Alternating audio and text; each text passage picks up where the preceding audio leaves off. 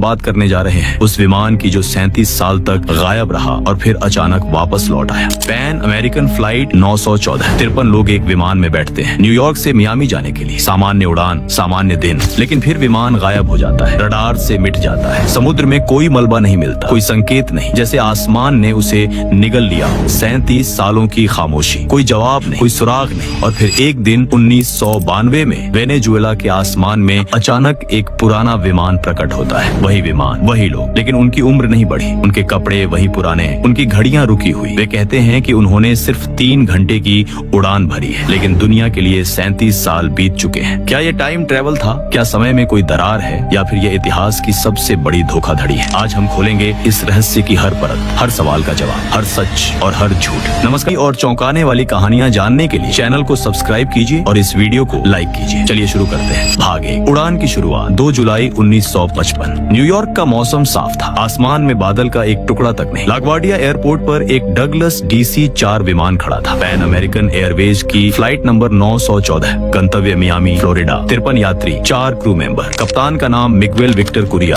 अनुभवी पायलट। हजारों घंटों की उड़ान का रिकॉर्ड, कोई शिकायत नहीं, कोई दुर्घटना नहीं। सुबह 9:21 पर विमान ने रनवे छोड़ा। टेक ऑफ बिल्कुल सामान्य था, ऊंचाई बढ़ी, रफ्तार स्थिर हुई। कुछ ही मिनटों में विमान क्रूजिंग अल्टीट्यूड पर पहुंच गया। यात्री अपनी सीटों पर आराम से बैठे थे, कुछ अखबार पढ़ रहे थे, कुछ खिड़की से बाहर देख रहे थे। एक महिला अपने 3 साल के बच्चे को गोद में लिए बैठी थी। 10:45 फ्लोरिडा एयर ट्रैफिक कंट्रोल से आखिरी संपर्क। पायलट ने अपनी स्थिति बताई। सब कुछ सामान्य था, मौसम ठीक था, ईंधन पर्याप्त था। अगला अपडेट 11:15 पर आना था, लेकिन वह अपडेट कभी नहीं आया। 11 बजे, 12 बजे, 1 बजे, कोई संकेत नहीं, रडार पर कुछ नहीं, रेडियो पर सन्नाटा, जैसे विमान आसमान से वाष्पित हो गया। कंट्रोल टावर में घबराहट फैल गई। आपातकालीन प्रोटोकॉल सक्रिय हुआ। तटरक्षक बल को सूचित किया गया। नौसेना के जहाज भेजे गए, हेलीकॉप्टर उड़ाए गए। विमान के मार्ग के हर इंच की तलाशी ली गई, लेकिन कुछ नहीं मिला। कोई मलबा नहीं, कोई तेल की बूंद नहीं, कोई धातु का टुकड़ा नहीं, जैसे विमान कभी था ही। 10 दिनों तक खोज जारी रही। फिर 12 जुलाई 1955 को फ्लाइट 914 को आधिकारिक रूप से लापता घोषित कर दिया गया। परिवारों को सूचित किया गया। शोक सभाएं हुई, मृत्यु प्रमाण पत्र जारी किए गए। केस बंद हो गया। Presumed crashed, no survivors. भाग 2। 37 साल की खामोशी। फिर 37 साल बीत गए। 1960 आया, 70 आया, 80 आया। दुनिया बदल गई, तकनीक बदल गई, विमानन उद्योग में क्रांति आ गई। जेट इंजन आए, रडार सिस्टम उन्नत हुए, सैटेलाइट लॉन्च हुए, लेकिन फ्लाइट 914 का रहस्य वैसे ही दफन रहा, पुरानी फाइलों में, धूल भरे रिकॉर्ड्स में। कुछ पत्रकारों ने इस पर लेख लिखे, कुछ षड्यंत्र सिद्धांतकारों ने अपने विचार रखे, लेकिन कोई ठोस जवाब नहीं मिला। फ्लाइट 914 इतिहास का एक और अनसुलझा रहस्य बन गई। बरमूडा ट्रायंगल से जुड़ी दर्जनों अन्य लापता उड़ानों की सूची में शामिल, भुला दी गई, माफ कर दी गई। और फिर 1992 आया। भाग 3। सदमे की वापसी। 4 मार्च 1992, वेनेजुएला, काराकास शहर, सिमोन बोलीवर इंटरनेशनल एयरपोर्ट। सुबह का समय, हवाई अड्डे पर सामान्य भीड़, आने जाने वाले विमानों का शोर। कंट्रोल टावर में ड्यूटी पर जुआन देला कोटे, अनुभवी एयर ट्रैफिक कंट्रोलर। 15 साल का अनुभव, हजारों विमानों को सुरक्षित उतारा, कभी कोई गलती नहीं, कभी कोई शिकायत नहीं। सुबह 9:15, रडार स्क्रीन पर एक नया संकेत, एक विमान जो किसी सूची में नहीं था, कोई फ्लाइट प्लान नहीं, कोई पूर्व सूचना नहीं। जुआन ने रेडियो पर संपर्क किया। अज्ञात विमान, कृपया अपनी पहचान बताइए। जवाब आया, ये पैन अमेरिकन फ्लाइट 914 है, न्यूयॉर्क से मियामी जा रहे हैं, लैंडिंग की अनुमति चाहिए। जुआन का दिल धड़कना बंद हो गया। पैन अमेरिकन एयरवेज तो 1991 में बंद हो चुकी थी, और फ्लाइट 914, वह नाम, वह नंबर उसने पुराने रिकॉर्ड्स में कहीं पढ़ा था। उसने तुरंत अपने सीनियर को बुलाया, डेटाबेस खोला गया, फाइलें निकाली गई, और फिर सच सामने आया। फ्लाइट 914 2 जुलाई 1955 को लापता। 37 साल पहले, लेकिन रडार पर वह विमान था, साफ दिखाई दे रहा, उड़ रहा था, संपर्क कर रहा था। जुआन ने गहरी सांस ली। शायद कोई गलती है, शायद कोई मजाक है। उसने फिर से रेडियो पर पूछा, आपका कप्तान कौन है? जवाब आया, कप्तान मिगवेल विक्टर कुरिया। जुआन के हाथ कांपने लगे। यह नाम भी रिकॉर्ड में था, वही नाम, वही पायलट जो 37 साल पहले गायब हुआ था। एयरपोर्ट पर अलर्ट जारी हुआ, सुरक्षा बल तैनात किए गए, मेडिकल टीम बुलाई गई, इमिग्रेशन अधिकारी सक्रिय हुए, और फिर रनवे नंबर 5 पर लैंडिंग की अनुमति दी गई। सभी की नजरें आसमान पर टिकी थी, और फिर वह दिखाई दिया, एक पुराना डगलस DC-4। उसकी बॉडी पर धूल और गंदगी की परतें, पहिए, पेंट उड़ा हुआ, विंग्स पर हल्का जंग, लेकिन विमान उड़ रहा था। लैंडिंग गियर नीचे आ गए, पहिए रनवे को छुए और विमान धीरे धीरे रुका। दरवाजा खुला, सीढ़ियां लगाई गई और फिर एक एक करके यात्री बाहर आने लगे। महिलाएं 1950 के दशक की घुटनों तक की स्कर्ट में, पुरुष फेडोरा हैट और पुराने डिजाइन के सूट, हाथों में पुराने स्टाइल के सूटकेस, टिकट हाथ से लिखे हुए, कोई बारकोड नहीं, कोई इलेक्ट्रॉनिक डाटा नहीं, सब कुछ जैसे किसी पुरानी तस्वीर से निकला हो। सबसे चौंकाने वाली बात यह थी कि उन सभी की उम्र वैसी ही थी, वही चेहरे, वही त्वचा,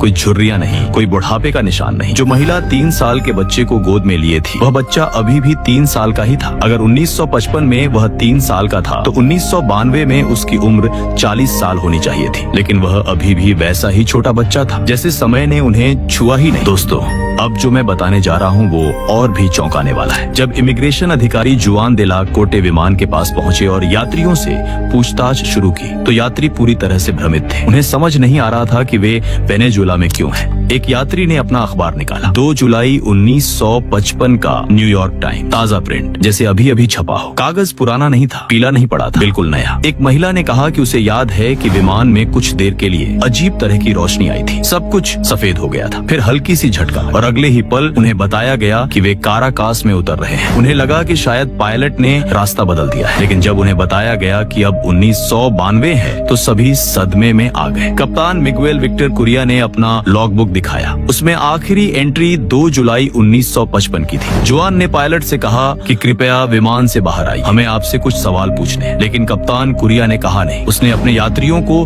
फिर से विमान में बैठने को कहा। जुआन ने मना किया, लेकिन तब तक देर हो चुकी थी। कप्तान ने दरवाजा बंद कर दिया, इंजन फिर से चालू हुआ और बिना किसी अनुमति के, बिना किसी स्पष्टीकरण के फ्लाइट 914 फिर से उड़ गई। एयर ट्रैफिक कंट्रोल ने रोकने की कोशिश की, रडार पर ट्रैक करने की कोशिश की, लेकिन कुछ ही मिनटों में विमान फिर से गायब हो गया। रडार स्क्रीन से मिट गया, जैसे आसमान ने उसे फिर से निगल लिया हो। उस दिन के बाद फ्लाइट 914 फिर कभी नहीं दिखी, न कोई रिपोर्ट, न कोई लैंडिंग, न कोई सुराग, जैसे वह कभी आई ही नहीं थी। भाग 4, वीकली वर्ल्ड न्यूज की रिपोर्ट। 1993 में अमेरिका के मशहूर टैबलॉइड वीकली वर्ल्ड न्यूज ने एक विस्फोटक लेख प्रकाशित किया। शीर्षक था, समय से लौटा विमान, 1955 से सीधे 1992 में। इस रिपोर्ट में चौंकाने वाले दावे किए गए थे। लेख में कहा गया कि विमान और उसमें मौजूद यात्रियों को कुछ समय के लिए वेनेजुएला की सरकारी एजेंसियों ने अपने कब्जे में लिया था। उन पर मेडिकल परीक्षण किए गए, उनकी उम्र जांची गई, डीएनए सैंपल लिए गए। लेख में जुआन दे ला कोटे का एक विस्तृत साक्षात्कार भी शामिल था। उसने कहा, मैंने खुद रेडियो पर उस पायलट की आवाज सुनी थी, वह मिगुएल ही था, वही 1955 वाला कप्तान। उसकी आवाज में कोई बुढ़ापा नहीं था, कोई थकान नहीं थी, जैसे समय ने उसे छुआ ही नहीं। लेकिन सबसे विवादास्पद दावा यह था कि वेनेजुएला सरकार ने इस पूरी घटना को दबा दिया। सभी रिकॉर्ड नष्ट कर दिए गए, सभी गवाहों को चुप करा दिया गया। भाग 5, टाइम ट्रेवल के सिद्धांत। अब सवाल उठता है, क्या वाकई टाइम ट्रेवल संभव है?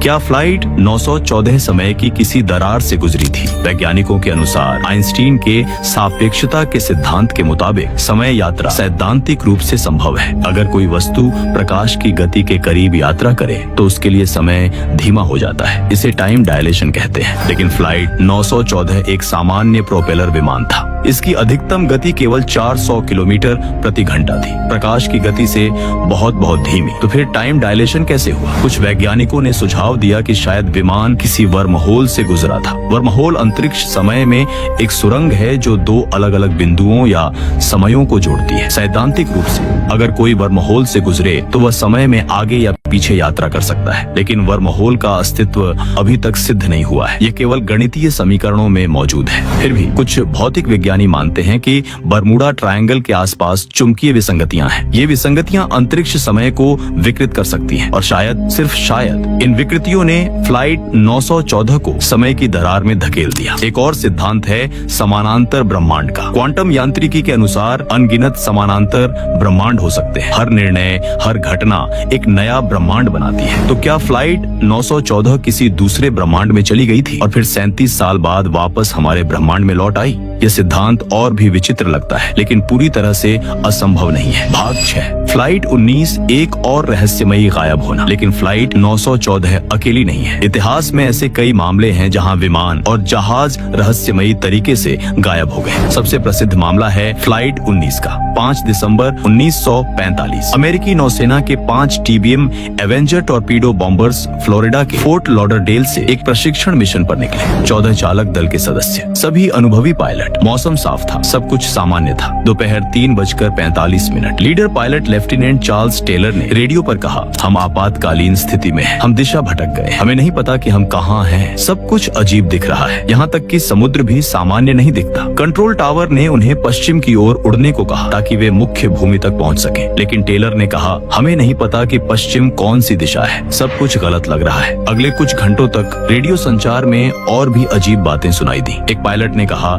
जैसे हम सफेद पानी में हैं। दूसरे ने कहा, मेरे सभी कंपास घूम रहे हैं, वे सही दिशा नहीं बता रहे। और फिर शाम 6:30 बजे सभी रेडियो संपर्क टूट गया, पूरी तरह से सन्नाटा। 5 विमान गायब हो गए। खोज अभियान तुरंत शुरू। एक बचाव विमान मार्टिन मैरिनर भी भेजा गया, लेकिन वह विमान भी गायब हो गया। 13 और लोग लापता। कुल मिलाकर 27 लोग एक ही दिन में गायब हो गए। 5 दिनों तक खोज चली। 300 से अधिक विमान और जहाज लगाए गए, लेकिन कोई मलबा नहीं, कोई तेल का धब्बा नहीं, कोई शव नहीं, जैसे सभी विमान आसमान से मिट गए हों। आधिकारिक जांच में कहा गया कि खराब मौसम और नेविगेशन त्रुटि के कारण दुर्घटना हुई, लेकिन कई लोग इससे सहमत नहीं थे। मौसम ठीक था, पायलट अनुभवी थे, और सबसे अजीब बात यह थी कि सभी कंपास काम करना बंद कर दिए थे। यह बरमूडा ट्रायंगल की पहली बड़ी रहस्यमयी घटना थी, और आज तक फ्लाइट 19 का कोई पता नहीं चला। दोस्तों, अब मैं आपको बताने जा रहा हूँ एक ऐसा मामला जो फ्लाइट 914 से भी अधिक चौंकाने वाला है। MV जोइटा, ये एक मर्चेंट जहाज था जो 1955 में टोंगा से ऑकलैंड जा रहा था। 25 लोग जहाज पर थे। 3 अक्टूबर को यह जहाज रवाना हुआ और फिर